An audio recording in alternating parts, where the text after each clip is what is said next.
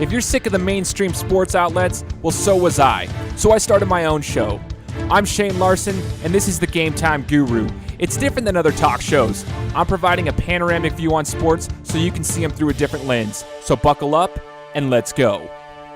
What's up, everybody? Welcome out to another episode of the Game Time Guru podcast. I'm your host, Shane Larson. If you're new to the show, welcome aboard. We want you here, so make sure you subscribe to the channel so you can listen to all the previous episodes and get notifications for all the future episodes coming forward. So today on the show, we're going to be talking to a professional basketball player.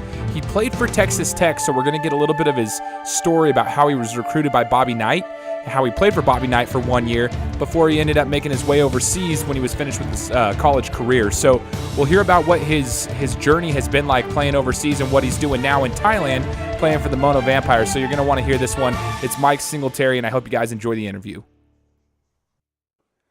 What's going on, everybody? Welcome on Mike Singletary to the Game Time Guru podcast. Like I said in the introduction, he's a professional basketball player playing overseas. We're going to get his perspective and on his own journey to the professional game. And so, Mike, we want to say thank you for joining us here on the Game Time Guru. Thanks so much, man.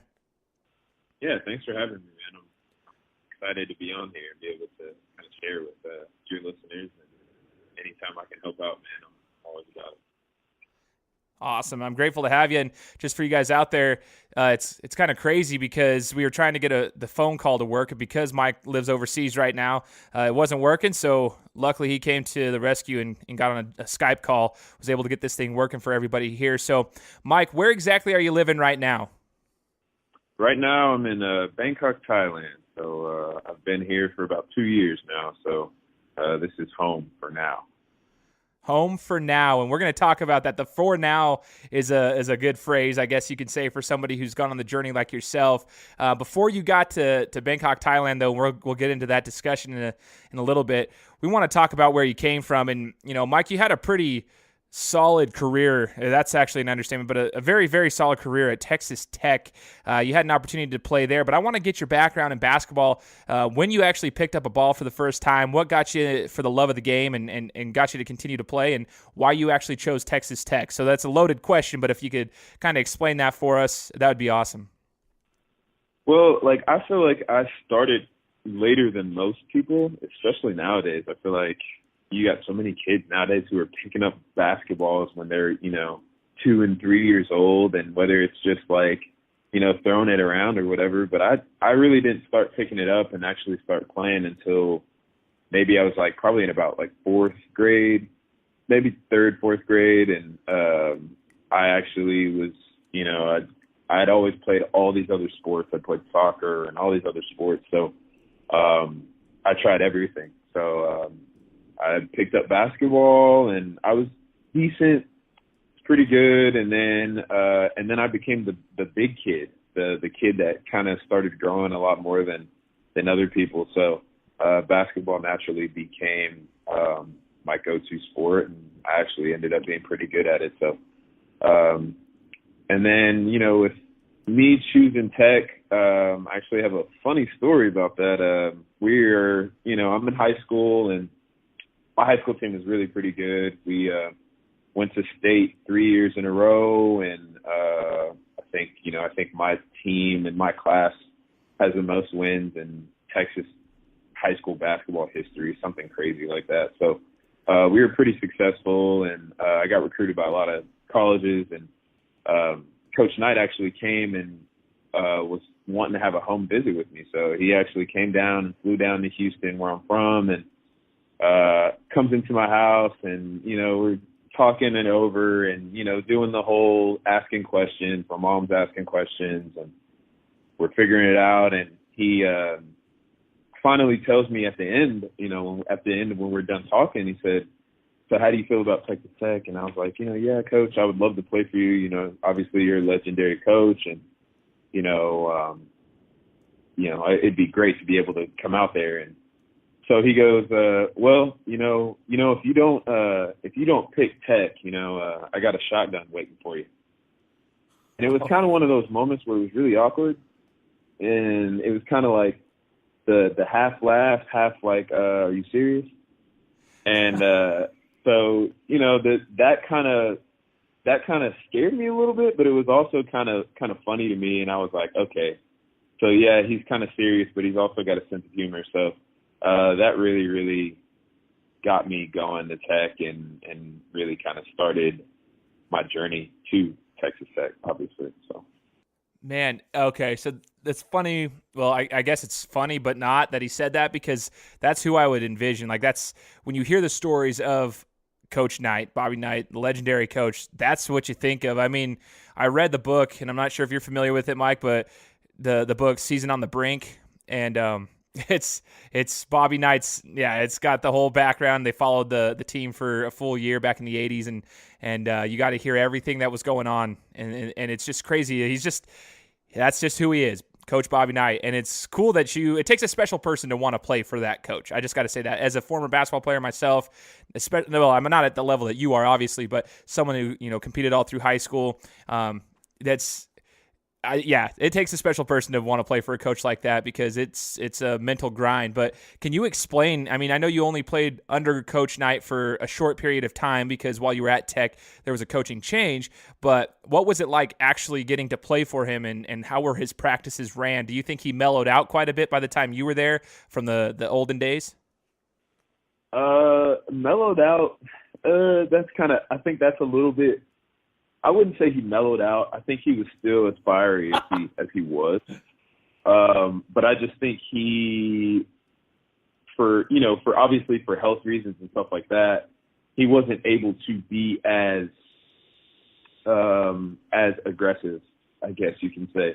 So he wasn't as fiery, but he definitely had his moments, and I respected that. I respected his desire to win, and his preparation, and making sure that we were prepared in all aspects of the game, and knowing what it took to actually win. That's definitely some of the things that I admired about Coach Knight. And our practices were hard, as always. Like you said, if you go and read the books and you go and watch the 30 for 30 and all that stuff, our practices were always hard, and we always were competing and always, getting after it. And if you weren't getting after it, then you were probably sent to the locker room or something. So we made sure that every day we tried to get better, and tried to do our best to prepare us for whoever we were playing next, and to be able to go out there and try to get a win. That's so awesome, man. It's cool to hear it from somebody who actually played for him. I remember there was a show, I think it was on ESPN, and I cannot remember for the life of me what it was called, but when he was at Tech, and they were trying to get a walk-on spot, so everybody was trying out. Yeah. The walk-on show. Yeah, he was actually when I was a freshman, the walk-on, his name was Tyler. He was actually a senior when I was a freshman, so I remember watching it, and and then when I finally got to Tech, he was actually on the team, so it was kind of funny. That's crazy, dude. Okay, so you remember it too then. Yeah, I just remember watching that. I was like, I never actually understood. I didn't know where the player went. I didn't even know he stayed with the program. I just remember watching it and being thoroughly intrigued with the whole setup, and just fighting for a spot on the roster, on the team, and he made it. It was just really cool to watch, like a reality TV show, but for basketball. So it drew me in. Definitely reality TV. But he could play a little bit. He could play a little bit. He would definitely surprise you. That's awesome, man. It's cool. You got to play with him. Now, Mike, when you were at Tech, you played for, quite a few years. You went through your whole career there. And I want to know from your perspective, though, you had a lot of good games. As I was looking back and studying on it tonight, right before we were interviewing, I was going through some of the statistics for you and just kind of seeing what your career was like. I remember your name, which is weird. I just told you that before we started this call. I actually remember your name. And it's probably just because I watch SportsCenter and I follow college basketball and everything, but it's crazy because I do remember your name. But I want to know what your favorite memory, maybe it was your best game or your favorite game, whatever it was, from your time at Texas Tech. Oh man, I think for me that's pretty easy. I think it was my Big 12 game in the Big 12 tournament. We were playing A&M, and I ended up finishing the game with 43 points off the bench, and scored 29 points straight, which is still a record and all that stuff. So obviously that was my favorite moment. And we ended up getting the win. So it was, it checked all the boxes. So I think that was probably my greatest or favorite moment, man. Crazy. And being in the Big 12, who was the best player that you played against during your career? Oh man, that's so hard to say because, you play the Kansases, you play the Texas teams, and you play all these teams, but that Kansas team that won the national championship my freshman year, who had guys like Brandon Rush and had Darrell Arthur, Sharon Collins, and all these guys who were NBA guys, some of them NBA guys for a short stint, some of them longer stints. That was the most, for me, that was the most talented, star-studded team that I'd ever played against. And, it was definitely, as a freshman, seeing those guys and seeing that level that they were competing at it was fun to be able to compete at that level, but it just showed me how much I still needed to work and how much I still needed to improve to kind of get to that level. So it was awesome. And that team there was by far the most talented team I've ever played against. Wow. The names that you just mentioned, I can't even imagine stepping foot on the same court as some of those individuals. And I'm sure there's others too that you played against throughout your career in college. It's just crazy to me. It's probably surreal almost when you're out there and you're playing guys of that magnitude, that skill set, that talent level, just seeing them and you're like, hey, I'm on the same court as you. That's crazy. Now, Mike, when you were getting towards the end of your college career, I want to know when it was that you decided hey, I want to continue playing basketball at the next level, and you knew you were good enough, and when you decided, hey, we're going to take this to the next level, whatever it may be, and how that whole process went for you. Well, I think, for me, I was one of those guys that I had a pretty decent career at Tech. Granted, we didn't have as much team success as we probably should have had. And so with that, I was kind of one of those guys that was kind of on the verge of being, maybe can be an NBA guy, maybe can sneak in.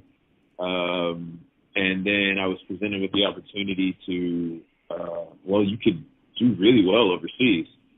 And, and that kind of intrigued me a little bit. And obviously I think is coming out of college, everybody has the dream to play in the NBA. That's just what it is, and so we had a decision to make, I think, at that point. And, I went through the whole weighing the pros and cons and all that.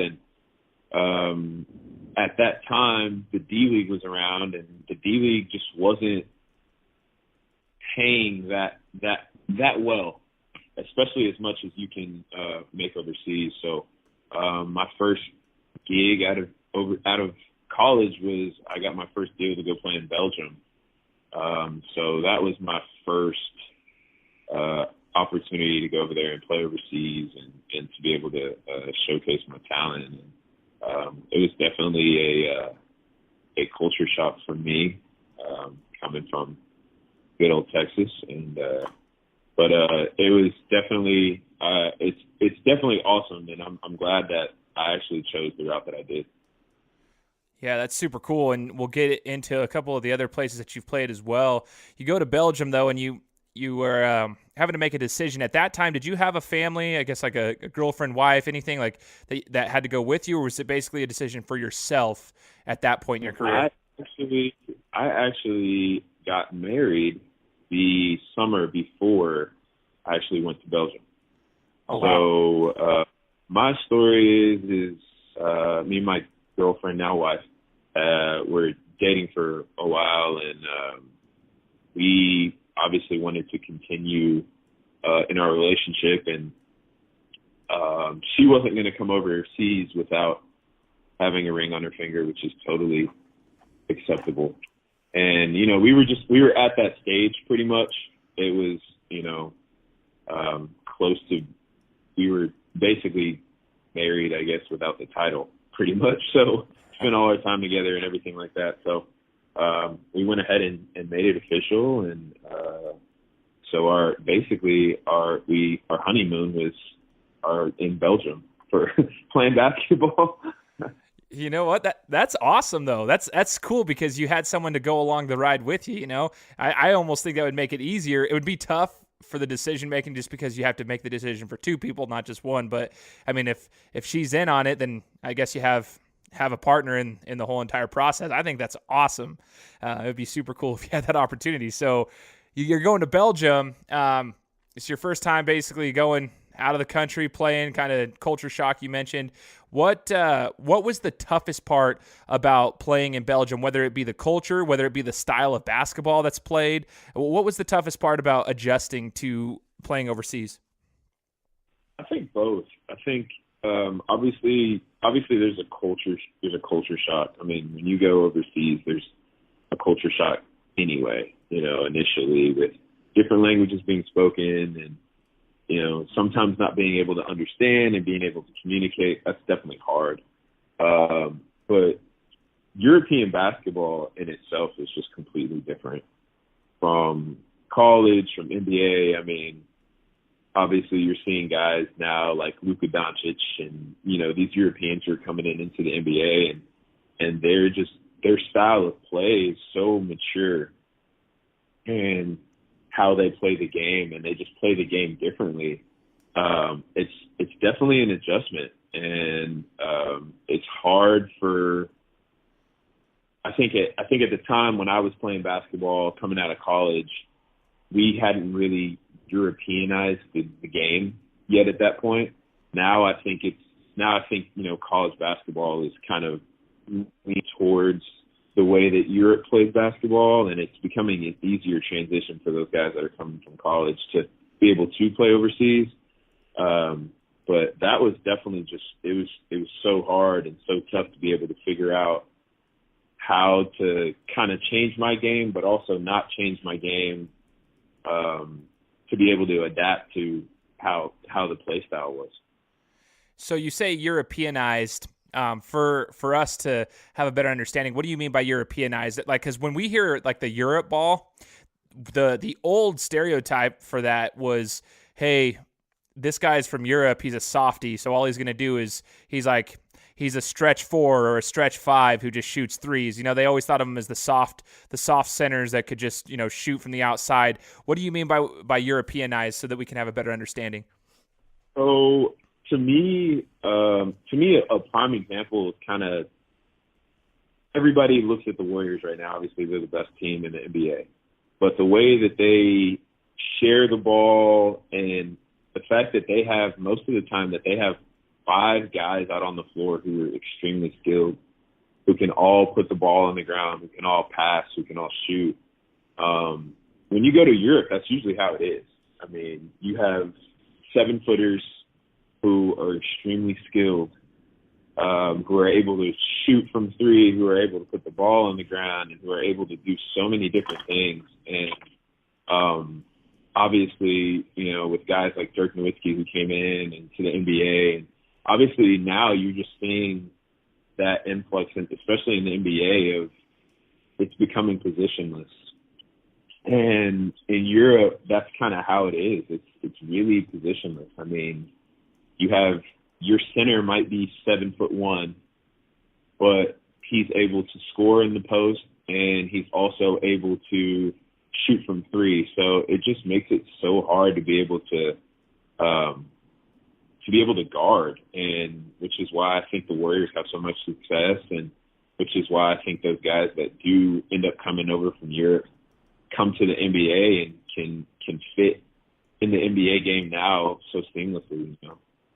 Totally. Okay. I appreciate that analysis, because that kind of gives us a better idea of what that means. Because I think there's just a negative stereotype on European basketball, period. Now we see a couple superstars that are coming over to the league nowadays, but we didn't really have that that idea of what, Europe basketball was like. So that's awesome. And, after Belgium, Mike, you went on to play for a couple other countries before you landed now, where you're at now. Can you name off some of the countries that you've played in, and kind of where was your best country? Like, where was the best basketball, I guess, the highest skilled basketball that you've played?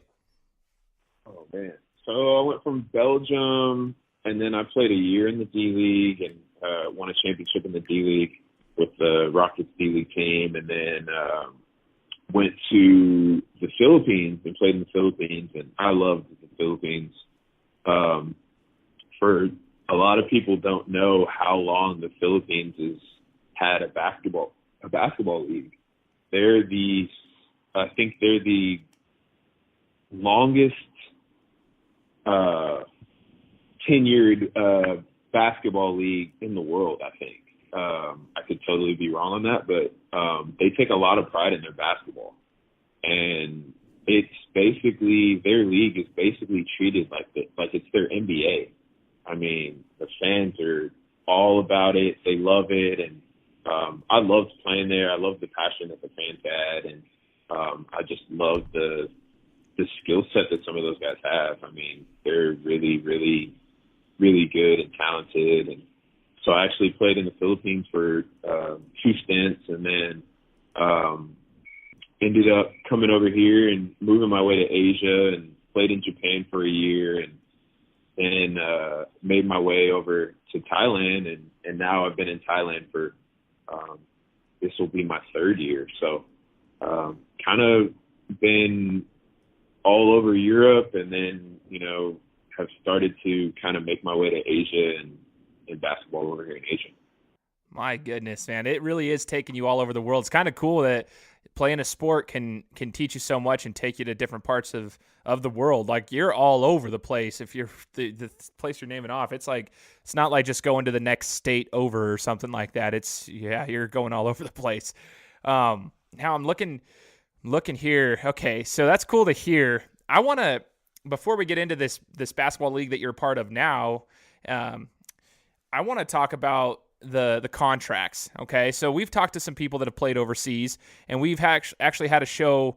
We've had a discussion on my show regarding the D League, which is now the G League, versus playing overseas, and how you can keep the players stateside, and the changes that they've made now to try to do so and incentivize the players to come over here. Because, like you mentioned earlier briefly, the money for the D League was comparable to that of someone working at McDonald's. And that's not an exaggeration. At the time, like, if we were to flash back about, 8 to 10 years, like, that's how it was. I mean, I think the average was anywhere between $27,000 to $35,000 a season. And I mean, it's not easy work. Like, it's still playing basketball at a high level against some high talent. And yeah, it's not that much money, comparatively speaking, to some of the other places around the world. And obviously every place is different overseas, and I don't want you to give me specific numbers because that's your own personal information, but can you give me like a ballpark estimate of what you would make in some of the places that you've played, I guess? I think when I first came out of college, the European market was okay. It was, now if you go back maybe 5 to 10 years before I got out of college, the European market was booming. There were so many guys actually going overseas and signing, I mean, $500,000 deals, $1 million deals. Just outrageous amounts of money. And overseas basketball, a lot of people weren't going overseas. So at that time, and didn't really know about it. A lot of guys, if they didn't make the NBA, then either the D League was fairly new, so either they went to the D League or most of them just stopped playing. So at that time, the European market was so big and was booming, but when I came in, the European market was kind of taking a little bit of a hit. And really why it took a hit and is still continuing to take a hit, I think, is because now it's such a viable option for so many guys coming out of college. So it really doesn't matter if you played high-level college or if you played D1 or if you played JUCO or whatever. There's so many jobs that are out there to be able to play and to make money playing professionally. So it's kind of hampered the market a little bit. And now you have these teams in Europe who were once signing $500,000 deals to these guys, to now they're going and they're getting guys who for maybe, $2,000 a month, and they're signing these guys just because they want and the guys are taking the deals just because they want to play basketball overseas. And so now it's putting these guys like myself, who are considered veterans now, who've been playing for so many years, it's putting us in a bind, and because most of the time we're not going to take that deal because our resume kind of is more than that. So it's just kind of hampered it, and so now Europe is, if you're not playing EuroLeague or high level Europe, you're probably not making as much as you would have been making 10 to 15 years ago. So I think that's why now you see a lot of guys are starting to move over to Asia, and Asia is starting to become the place where guys can actually go overseas and play basketball and actually make a good amount of money. So I think, if you can handle being in Asia, obviously it's different. It's obviously different from Europe for sure. But I think Asia right now is kind of the place where a lot of people are starting to migrate over here and be able to play over here and be able to feel like they're getting their worth, if not more. That's so interesting. So interesting how the markets work, and just like now the demand's coming to Europe, and in a sense it's getting watered down. I wouldn't say watered down. That makes it sound terrible, but like, you know what I mean. It's getting, there's so many out there that obviously it's less. It's harder to pay out a ton of players. It's just harder to do that. Man. Yeah, and so it just makes it tougher for a lot of guys who aren't really done playing yet, who may be 33, 34 years old, and they have a big long resume, and so it's basically them against the guy who's coming right out of college. And most of the time, some of these teams, they're going to go with the younger guy, obviously because he's younger, and they're just going to sign into a lot less money and hope that he works out, and basically hope that he's going to outplay his contract and that they're basically going to hit a home run. And if it doesn't work and he doesn't work out, then obviously they've saved a little bit of money, and then they can say, okay, well, finally we'll go bring in this veteran guy, but we won't have to pay you as much as we would have had to pay you up front if we signed you originally. So it's kind of a game within a game. So you definitely have to have some knowledge and to be able to have, obviously, an agent or somebody working for you who can kind of give you a heads up as to what's going on. Now you're over in Asia. You're in Thailand, and you mentioned you've made the move over to this league, and the league that you're a part of is the Association of Southeast Asian Nations, and you're part of the Mono Vampires. And I want you to talk about this as we wrap up this show. I want to hear about it now. So your journey has taken you to many different countries. You've now made it over to Asia. You're in Thailand. You're playing for the Vampires. From my understanding, just looking at the logistics of things, the different teams that are out there, they're not close to each other, like logistically speaking. I mean, it seems like you guys would have to travel quite a ways to get to each location, if I'm not mistaken, but you can talk about that, I guess, and then just talk about the experience so far. It seems like you're doing extremely well. I'm looking at your statistics, Mike. You're averaging over 26 a game right now. 26 a game, 43% from the field. Are you kidding me? That's a pretty efficient stat line right there with 11 rebounds a game. Like, looks like your career stats were 10 rebounds, 27.7 points, and 44% from the field. So that's a pretty dang efficient stat line. Talk about your game over in Asia, what you like about it, and maybe what you plan on doing going forward. So, I mean, our league is basically, we have a team in the Philippines, we have a team in Singapore, and we got teams, Hong Kong. There's teams all over. So there's definitely a little bit of travel involved. Granted, the flights aren't that bad because it's maybe, the longest flight you might be to go to China or something, which is maybe 3 hours. So it's really not that bad. And so we get to travel quite a bit, which is awesome to be able to go and see some of these other places, especially in Asia, that maybe you might not have traveled to if you weren't playing basketball. So that's definitely awesome. I love the league.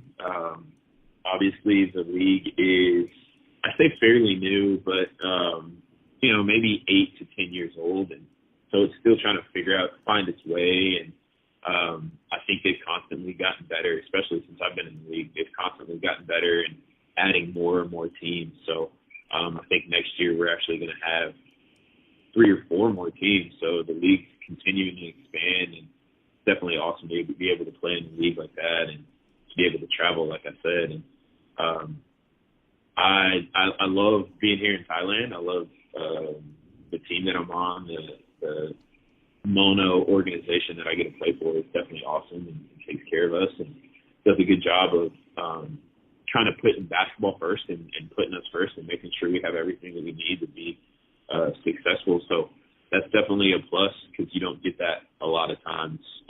In some organizations, you don't get that. So whenever you do get that, you kind of hold on tight.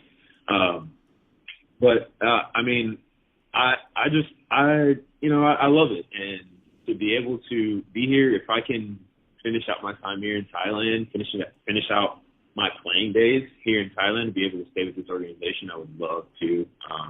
I actually have a 1-year-old son who just turned 1 in December. So anytime you can get some sort of security and some sort of stability, not only for me and my wife, but also for my son, that would definitely be a plus. So hopefully that works out. If it doesn't work out, then we're always up for a new adventure, and I'd love to be able to show him some more places that he probably wouldn't see if we weren't playing basketball. So as much as wherever life takes me and I'm able to continue to play at a high level, I think me and my wife are all for it.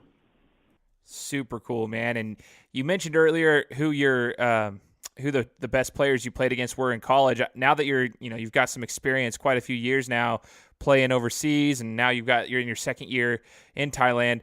Who's the best player you have played during your professional career? Ooh, during my professional career. Oh man. That's tough, but I'll say right now the toughest guy to play against right now that I'm playing against currently in my league is, I think, Ronaldo Balkman. I don't know if some people might know him. He was in the NBA for, a few years, got drafted by the Knicks and played with the Knicks and played with the Denver Nuggets. But he's made his way over to Asia. He's been playing in Asia for a few years now, but he's a tough guy to guard because his motor is just nonstop. And he never stops. So it's always tough to be able to play against somebody like that who's not only skilled, but who has a continual motor. That's a lot of times that's kind of hard to find a guy who's not only skilled, but who has relentless effort. So he's definitely the toughest guy right now to be able to guard, because you not only have to match him in terms of your skill set, but you also have to match him in terms of motor. So he's probably the best guy right now that I'm playing against. Crazy. I actually recognize that name. I'm trying to think. He was a Puerto Rican. He played for Puerto Rico or something in another league, if I'm not mistaken. It's crazy. It's crazy you're mentioning names, and it's cool for me because I'm kind of a nerd when it comes to keeping an eye on some of the players. Everybody just likes to see, when you're here in the States, it's natural for people to just watch the big name players. But there's other players out here like yourself that are extremely talented that, did well in college, and you just never hear about them again. And that's one of the things I love about my show is I'm able to connect with people like yourself and hear about these names. And you're mentioning people like Balkman. I do remember that, and I don't know what happened there. I'll have to do some research on Balkman, but I think there was something that went down in the Philippines or something at some time. But anyways, there's something that happened, and so I have to take a look. So yeah, you need a teammate. So it was all over the place. So okay, yeah. See, there you go. See, that's what I'm talking about. Stuff like that. That's interesting to me because I hear these names. I'm like, dang. I'm just kind of a nerd for the game. I enjoy it though. And so the last question I have for you, Mike, as I'm hearing the story, you mentioned you would like to stay with this, have some stability, stay with the Vampire program, if you could, ride out the career. How long do you see yourself playing for? If you had a say in it, how long do you want to play for moving forward? Man, I think as you go in, obviously you want to play as long as you possibly can. For me personally, I am one of those guys that I want to go out continuing to play at a high level. I don't know if mentally I have the ability to not play at a high level and continue to play. And also this is health-wise. Hopefully I'm able to, to be healthy enough to be able to continue to play at a high level. But I think a good number would be for me about 35, maybe 36, and hopefully be able to still be playing at the level I'm playing at now, if not higher. 35, 36. You're like the LeBron James mindset. You take care of yourself. You keep competing at a high level. I like that. Got a motor on you. And if you're still putting up 26 a game and 10 rebounds, I don't see any reason why that's going to stop, as long as you keep putting in the work and the effort. Super cool, man. Now, Mike, before we leave, is there anything you'd like to say to any of the hoopers out there that are contemplating, whether they want to move forward, like if it's worth it playing overseas, just something that you could share, words of wisdom for anybody listening?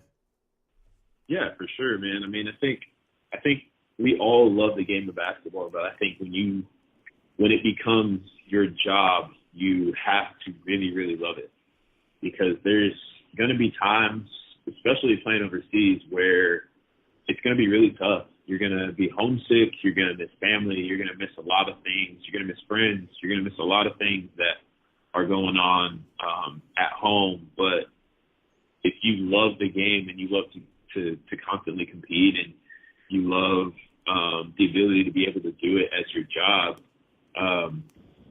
that kind of makes a little bit of it go away, I think. And I think so you really have to, as you come out of college and as you come out in wanting to know if you want to play overseas, you have to have that love for it, because if you don't have that love for it, then it's going to eat you up and spit you out. So I would say take a hard look and just figure out if that's something that you want to do. I mean, there's pros and cons to both sides, but the ability to be able to see the world and to basically see it for free and to be able to play this game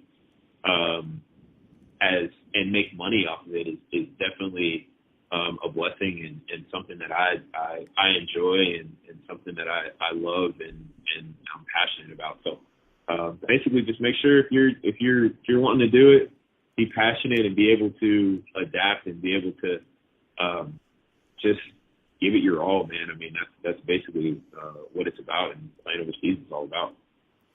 I love it, man. Thank you so much, Mike. And for anybody out there who's listening, I hope you enjoyed this interview. Once again, it's Mike Singletary from the ABL, which is the Association of Southeast Asian Nations. He plays for the Mono Vampires. It's a cool story. Hope you guys enjoyed it. And you know what the drill is. You listen to the show, head on over to iTunes. Give me a subscription and give me a 5-star review if you can. That way you can check out all the episodes that were previous and the ones moving forward. Hope you guys like this. Share it with all your friends and family, and you know the drill. We'll talk to you next week. Guys, thanks so much for listening to another episode of my show. Now, if you could go and do me a favor, head over to iTunes, give me 5 stars, and leave me a review. It would be greatly appreciated. Thanks, guys. Appreciate your support.